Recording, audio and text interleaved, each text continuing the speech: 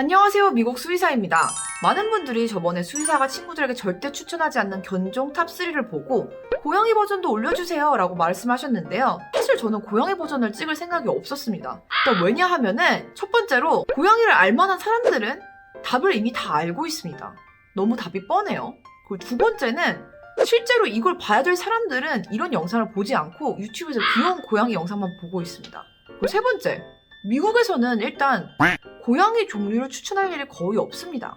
한국처럼 품종묘가 흔하지도 않고 미국에 있는 고양이들은 대부분이 숏헤어거든요. 우리나라만 그래요. 괴상하죠? 저도 유기묘도 품종묘도 키워봤지만은 미국에서는 병원에 오는 환자 90% 이상이 다 숏헤어라고 보시면 돼요. 자, 그럼에도 불구하고 당연히 수의사 입장에서 주변 사람들에게 절대 추천할 수 없는 고양이 종류 3가지가 있습니다. 한번 알아보실까요? 자, 수의사가 절대 추천하지 않는 묘종 첫 번째, 바로 먼치킨 고양이입니다. 한국에서는 짧은 다리와 긴 몸통, 귀여운 행동으로 많은 인기를 얻고 있는 먼치킨 고양이인데요. 사실 한국을 제외한 미국이나 유럽이나 다른 국가에서는 이 먼치킨 고양이는 아직도 뜨거운 감자입니다. 지금 우리가 알고 있는 먼치킨 고양이들의 명맥을 시작한 거는 1980년대 미국의 한 시골에서 우연히 태어난 숏레그 고양이들입니다. 근데 그 전부터 역사에는 다리가 짧은 고양이들이 드문드문 보이기는 했어요. 근데 당연하지만 이런 고양이들은 생존에 불리하기 때문에 가끔씩만 발견될 뿐 종으로서 살아남을 수가 없었죠. 가끔 먼치킨 얘기를 하면은 얘네들은 자연 발생한 종이라는데요? 라고 하시는 분들이 계신데 원래 모든 돌연변이들은 다 자연적으로 발생하긴 합니다. 근데 그 중에서 당연히 생존에 유리한 돌연변이가 태어나면은 걔네들은 자손을 낳고 잘 살게 되어 있습니다. 마치 목이 짧았던 기린들 중에 더 높은 곳에 잎을 먹을 수 있는 목이 긴 돌연변이가 태어나서 이전 목이 긴 기린들이 대부분인 것처럼요. 이 평범한 고양이보다 점프 능력도 생존 능력도 현저히 떨어지는 이 먼치킨 고양이가 어떻게 지금처럼 이렇게 대중적으로 널리 퍼지게 되었을까요? 답은 간단합니다. 사람들이 그게 귀엽다고 생각해서 상품성을 찾고 인위적으로 교배를 시켜서 생산을 했기 때문이죠. 그렇기 때문에 먼치킨 고양이는 그 존재 자체만으로도 아직도 굉장히 윤리적인 논란을 불러일으킵니다. 유펜 수의대 한 교수님의 말씀을 빌리겠습니다. The inappropriate bone formation absolutely leads to abnormal loading, which predisposes them to osteoarthritis, and they can have spinal malformation, lordosis, scoliosis, and they can be born with rib abnormalities. 관절염, 척추기형, 갈비뼈 기형, 다른 품종들보다 훨씬 흔할 수밖에 없고요. 사실 이런 이유 때문에 고양이 협회 중에서 세계에서 가장 큰 협회 중 하나인 CFA에서는 먼치킨을 정식 품종으로 인정조차 하지 않고 있습니다. 정확히는 이렇게 말하고 있죠. Breeding animals for exaggerated physical characteristics, particularly when it compromises overall health, is irresponsible. 동물들을 과장된 특징을 위해서 건강을 희생시키면서 교배하는 행위는 무책임한 행동이다. 자, 쉽게 말해서 이 먼치킨의 유전자는 사람으로 치면 외소증이나 마찬가지입니다. 사람의 외소증도 많은 국가에서는 장애로 판정을 받고 있고 실제로 관절염과 다른 합병증으로 인해서 보통 사람들보다 수명이 짧은 경우가 많습니다. 근데 유튜브에서 이 고양이들이 귀엽다고 열광하면서 보는 거는 사람으로 치면 옛날에 외소증 환자들을 갖다 놓고 서커스를 하면서 즐기는 거랑 사실 크게 다를 게 없는 거예요. 정말 기괴하지 않나요? 그러니 제가 수의사로서 어떻게 이 종을 추천할 수 있겠어요? 자, 수의사가 절대로 추천하지 않는 묘종 두 번째는 바로 사바나캣입니다. 많은 사람들이 한 번쯤은 로망이라고 생각했었던 고양이일 거라고 생각합니다. 야생 아프리카 서벌과 집고양이를 교배해서 태어난 사바나캣. 1세대, 2세대 이런 사바나캣들은 정말 야생 서벌처럼 덩치도 크고 그리고 그 희귀하고 야생적인 모습으로 매니아층이 많으며 가격도 굉장히 비쌉니다. 저 또한 아무것도 모르던 시절에는 사바나캣을 키우는 게 로망이던 시절이 있었어요. 고양인데도 불구하고 목줄을 걸고 산책을 시킬 수도 있고 덩치도 커서 마치 집에서 키울 수 있는 야생의 맹수 같은 느낌을 주는데요. 자, 이게 문제입니다. 왜 그랬을까요? 왜 사람들은 그 다른 많고 많은 고양이 종들을 다 놔두고 야생에서 잘 살고 있던 서버를 억지로 잡아와서 집고양이랑 억지로 교배를 시켜서 이런 사바나캣이란 종을 만들어서 모방을 하면서 키우려고 하는가? 이건 아주 까놓고 얘기를 하면은 남들이 가질 수 없는 것, 희귀한 것, 특이한 것을 자랑하고 싶은 심리, 한마디로 트로피 심리라고 할 수 있어요.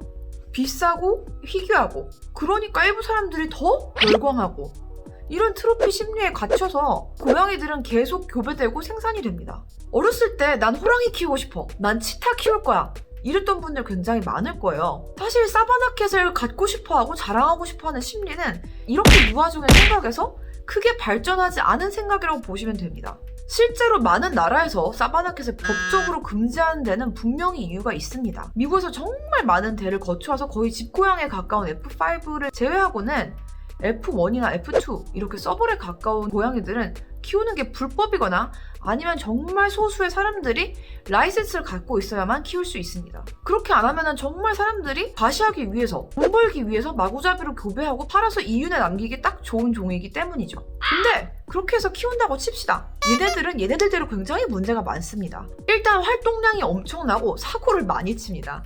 거의 고양이계 골든 리트리버라고 보시면 돼요. 한 번은 저희 병원에 2주 동안 3마리가 똑같은 곳에 뼈가 부러져서 온 적이 있어요. 아니 고양이 같은 경우는 웬만해서는 차에 치이거나 하지 않는 이상 뼈가 잘 부러지지 않거든요.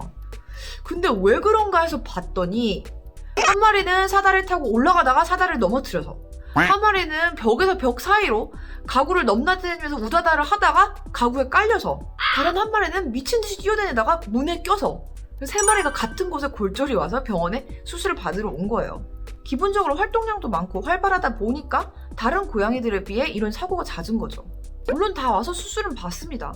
아주 찝찝한 말을 남기면서 말이죠. 이 고양이가 얼마짜린데. 근데 사실 가족이라고 생각하면 이건 정말 상상조차 할 수 없는 말이잖아요. 우리가 다른 고양이나 개를 키우면서 얘가 얼마짜린데 이러지도 않고요. 결국은 무슨 명품을 사듯이 그 고양이한테 그 돈을 주고 산 만큼 네임 발류를 바라는 거나 마찬가지입니다. 일단 그것부터가 반려동물을 드릴 마음가짐 자체가 안 됐다는 거거든요. 어쨌든 평택에서 집고양이들을 사냥한다고 난리 났었던 사바나캣 사건 기억나시나요? 이렇게 주인의 방치로 돌아다니다가 사람들한테 사살될 뻔했었던 이 평택 사바나캣은 결국은 어떤 사람이 자기 고양이라고 주장하고 나섰지만은 한국에서 키울 수 없는 불법 종인 것이 밝혀져서 보호소로 넘겨졌습니다.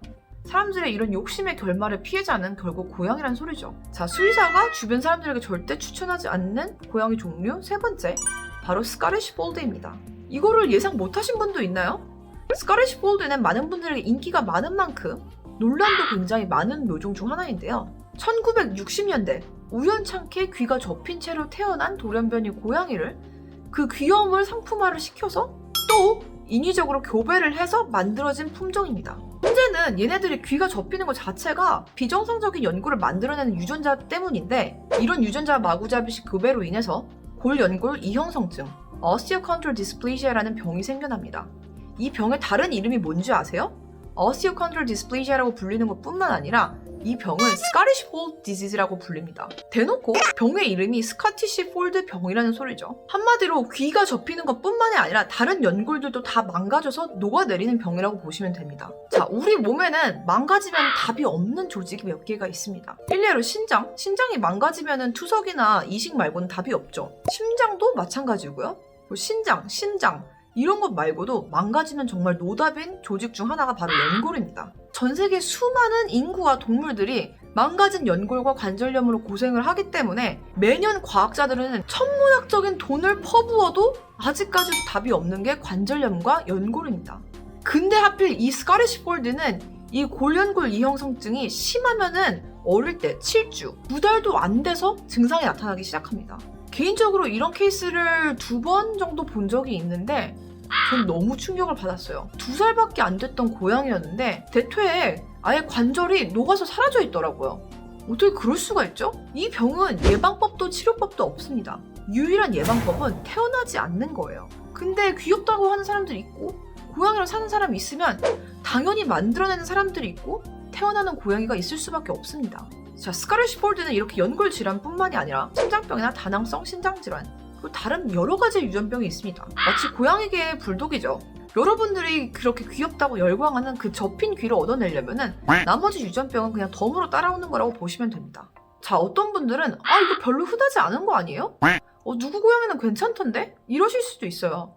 여러분들한테는 정말 수많은 고양이들 중에 한 마리일지 모르겠지만은 그 고양이한테는 그 인생이 전부입니다.